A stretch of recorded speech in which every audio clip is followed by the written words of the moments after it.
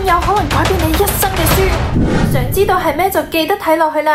你知唔知點解有人失敗一次就放棄，有啲人就越挫越勇？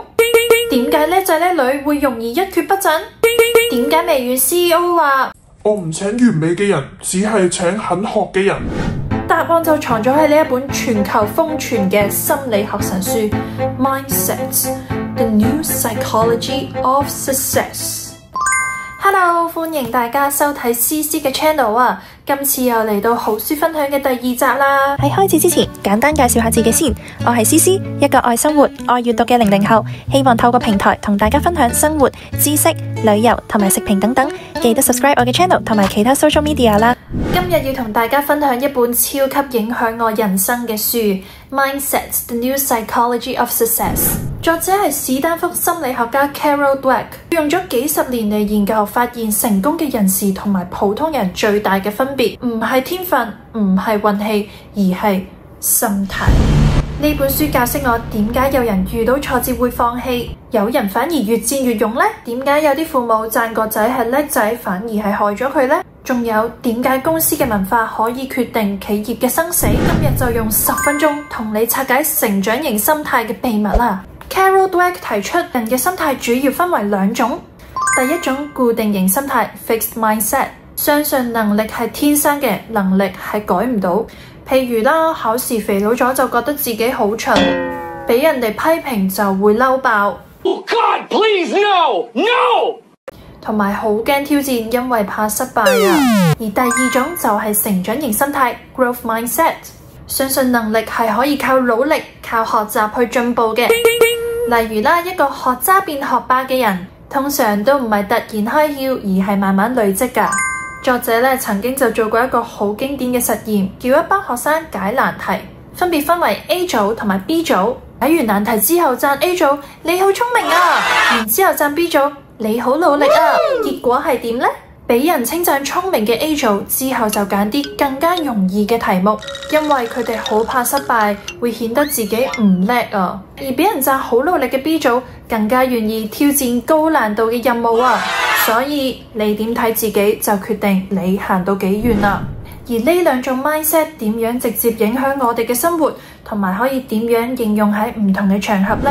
首先喺家庭嘅部分，教仔女嘅時候唔好淨係亂咁讚叻仔叻女啊！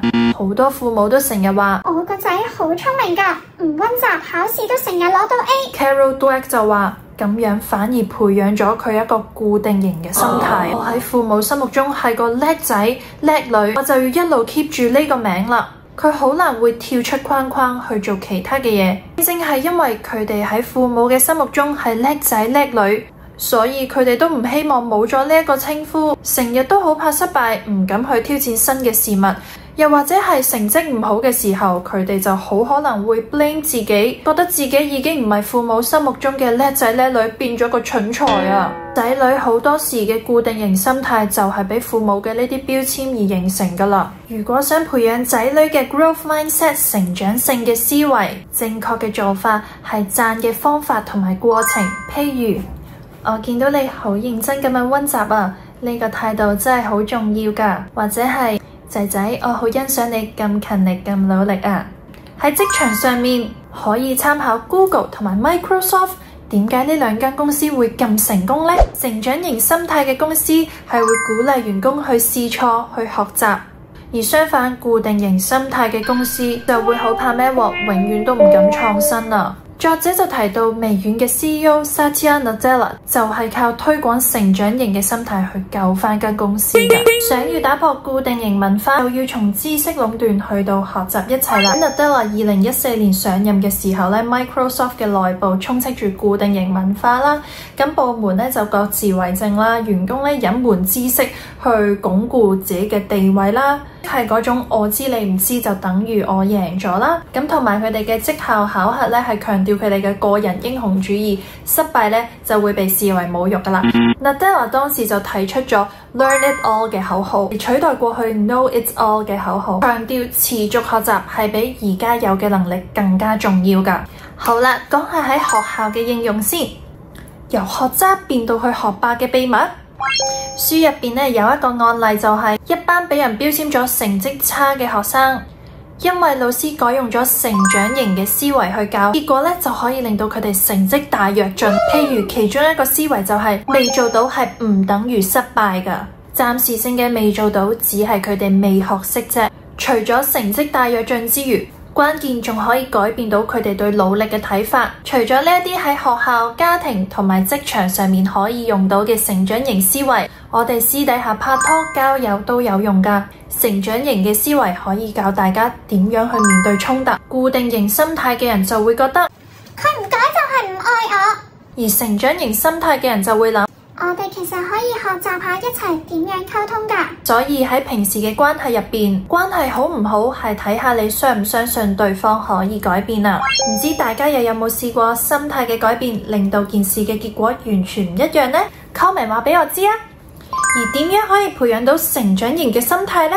第一，首先改變你嘅語言，將我做唔到改成我暫時未掌握到。第二，擁抱挫折，失敗唔係死刑嚟㗎，而係數據。作者話籃球之神 Michael Jordan 中學嘅時期曾經俾人踢出過校隊㗎，不過佢就當呢一次係一個改進嘅機會。第三，揾一個成長型嘅圈子。如果你身邊嘅人成日話，唉，算啦，改唔到㗎啦，快啲遠離呢啲固定型思維嘅圈子啊！記住，能力就好似肌肉，越練越強。Carol Dweck 話，連畢加索、達文西呢啲天才都係靠日日練習，唔係靠天分㗎。如果你都想擺脫我唔得嘅心魔，推薦下你睇下呢一本 Mindset 啦。連 Bill Gates 都話呢本書改變咗佢對學習嘅睇法。